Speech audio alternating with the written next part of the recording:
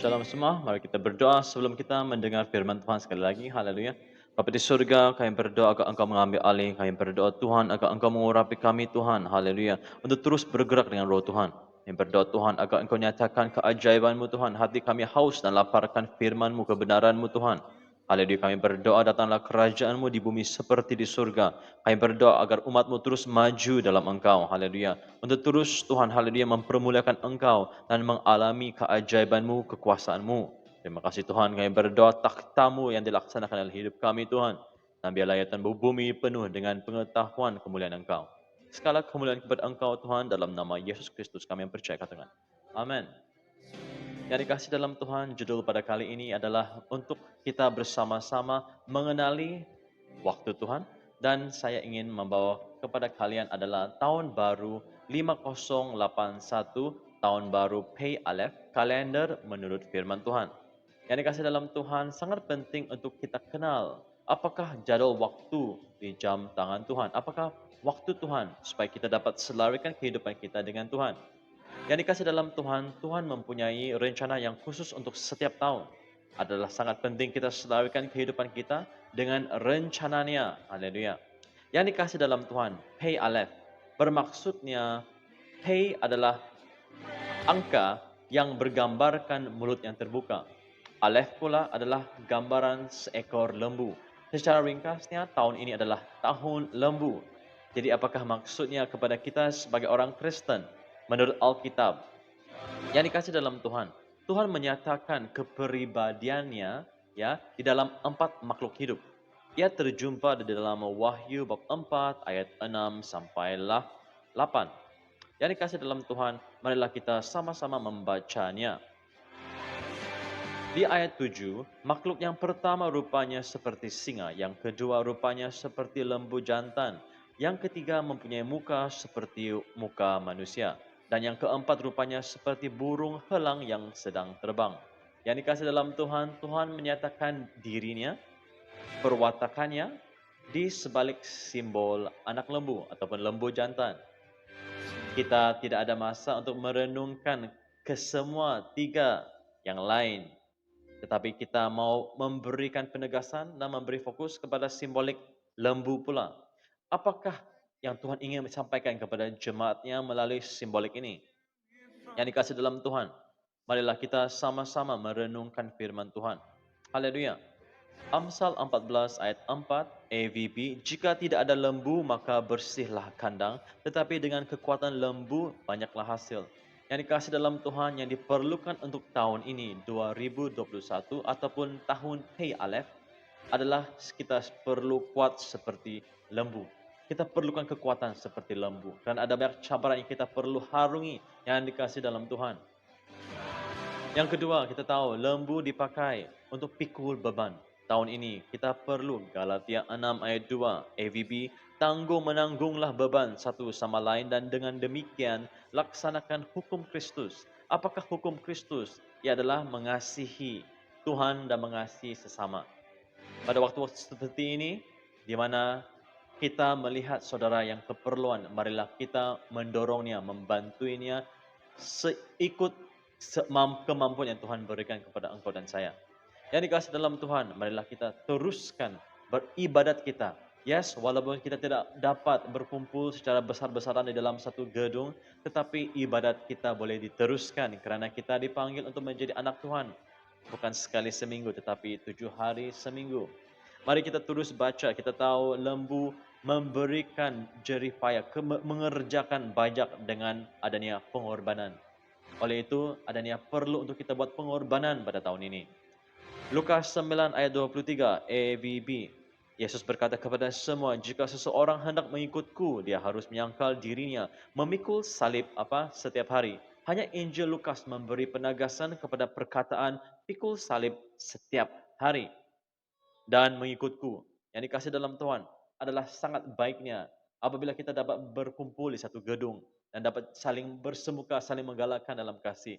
Tetapi pada waktu-waktu seperti ini, kita perlu membuat pengorbanan. Kita perlu teruskan ibadat kita online, mesbah doa keluarga. Apa sahaja yang kita dapat lakukan untuk terus beribadat dengan keluarga, sanak saudara di dalam serumah tersebut.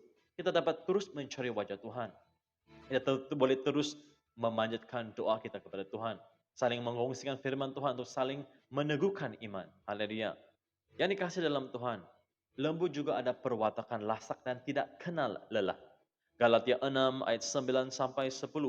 Ayat 9, janganlah kita jemu berbuat baik. Kerana pada musimnya nanti kita akan menuai jika kita tidak berputus asa. Jangan putus asa yang dikasih dalam Tuhan. Oleh itu, apabila ada peluang, kita haruslah berbuat baik kepada semua orang, lebih-lebih lagi saudara-saudara kita yang seiman. Yang dikasih dalam Tuhan, pada waktu-waktu seperti inilah adanya panggilan untuk menunjukkan kasih Tuhan. Kita juga tahu lembu berperanan digunakan seperti menjadi korban pada perjanjian yang lama. Roma 12 ayat 1 berita baik, saudara-saudaraku, kerana Elohim sangat baik.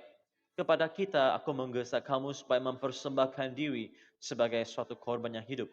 Bukan korban yang mati, tetapi korban yang hidup. Serahkan hidup kita kepada Tuhan. Kita tidak tahu berapa lama pandemik ini akan berterusan. Tapi yang pasti, hidup kita milik Tuhan. Ada amin? Haleluya. Supaya mempersembahkan diri sebagai suatu korban yang hidup, yang khas untuk Elohim dan yang menyenangkan hatinya. Demikianlah seharusnya kamu beribadat kepada Elohim. Ibadat itu diteruskan di dalam rumah masing-masing. Haleluya. Jadi apakah maksudnya? Hey Aleph. Seperti mana saya terangkan tadi, ia adalah gambaran mulut terbuka dan seekor lembu. Secara ringkasnya, ia mengatakan bahwa jangan tutup mulut lembu. Baiklah, kita pergi kepada firman Tuhan 1 Korintus bab 9 ayat 9 sampai 11. Lembaga Indonesia. Sebab dalam hukum Musa ada tertulis, janganlah engkau memberangus mulut lembu yang sedang mengirik. Maksudnya jikalau kita ada lembu ketika ia sedang membajak sawah, mengerjakan pekerjaan manusia, jangan memberhentikannya, jangan melarangnya daripada makan rumput. Oke, haleluya. Apakah maksudnya? Terus membaca. Lembukah yang Elohim perhatikan atau kitakah yang ia maksudkan? Ya, untuk kitalah hal ini ditulis, yaitu pembajak harus membajak dalam pengharapan dan pengirik harus mengirik dalam pengharapan untuk memperoleh bagiannya. Jadi jika kami telah menaburkan benih rohani bagi kamu, berlebih-lebihankah kalau kami menuai hasil duniawi daripada kamu? Di sini Paulus mengkaitkan dirinya sebagai seorang hamba Tuhan, sebagai lembu di ladang Tuhan. Yang dikasih dalam Tuhan pada waktu ini, jaga kebajikan hamba-hamba Tuhan yang telah memberikan kehidupan mereka melayani Tuhan secara sepenuh masa. Mereka juga ada keperluan, mereka juga ada keluarga. Ini adalah waktunya kita juga perlu menjaga kebajikan hamba-hamba Tuhan. Yang mendoakan kita, yang berkongsikan firman Tuhan, yang memberikan kita makanan rohani yang cukup membina, cukup menggalakkan. Kita juga perlu menyokong mereka, memberkati mereka kerana mereka adalah hamba-hamba Tuhan. Jangan tutup mulut lembu apabila mereka mengirik. Yang dikasih dalam Tuhan, marilah kita pada tahun ini yang menjadi tahun lembu menurut firman Tuhan. Haleluya. Yang pertama, marilah kita terus kuat seperti lembu. Terus melayani Tuhan, terus bersemangat. Jangan benarkan api semarak semangat itu pudar. Haleluya. Yang kedua, marilah kita bersama-sama memikul beban. Menunjukkan kasih. Haleluya. Pasti Tuhan berkenan dengan hal ini. Marilah kita saling menanggung beban, saling mendoakan, saling menyokong, saling memberkati. Together we are stronger. Yang kedua, meskipun tidak ada kesenangan berkumpul bersama, tetapi itulah panggilan untuk hidup dalam pengorbanan. Tetap semangat untuk mencari wajah Tuhan. Tetap melayaninya, apa saja situasinya, apa saja badai yang kita lalui. Haleluya. Kita perlu lasak dan tidak kenal lelah. Teruskan fighting, orang bilang. Haleluya. Marilah kita terus berbuat yang baik. Kerana musimnya akan tiba bila kita akan menuai. Haleluya. Yang dikasih dalam Tuhan, terus semangat melakukan apa yang benar di mata Tuhan. Kita adalah korban hidup, bukan korban mati. Haleluya. Supaya maksudnya di sini adalah kita terus berserahkan hidup kita kepada Tuhan.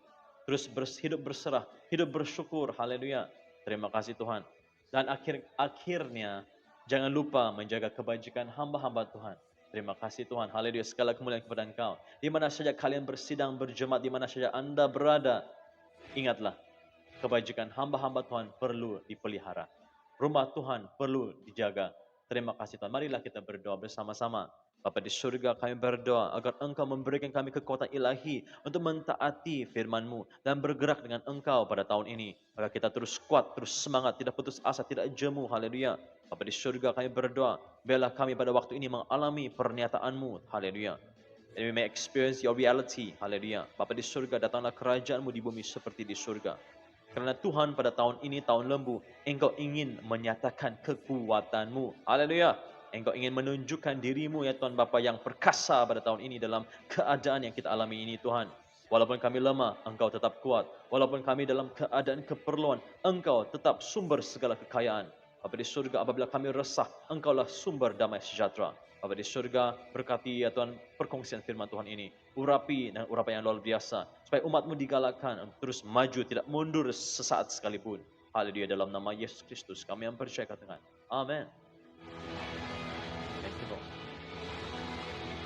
God bless everyone. Sehingga perkongsian firman Tuhan yang seterusnya.